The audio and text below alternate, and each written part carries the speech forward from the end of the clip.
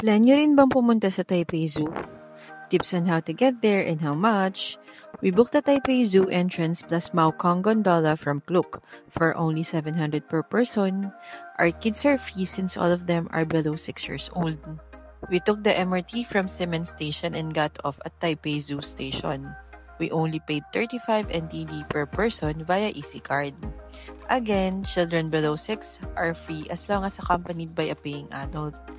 We took the Maokong Gondola up and tipped ride the gondola up to Maokong Station. Explore the area and eat matcha ice cream bago kayo uli sumakay ng gondola pababa ng Taipei Zoo. Pagbaba doon, sakay kayo ng shuttle for only 5 NTD.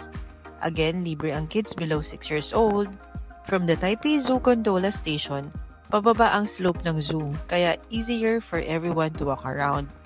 We came on a rainy day but really enjoyed our stroll around the zoo. Madami ding kainan sa loob so di kayo magugutom. Nag-enjoy ang mga kids at heart sa dami na makikita. Kaya I hope you will enjoy too. Yun lang. Bye!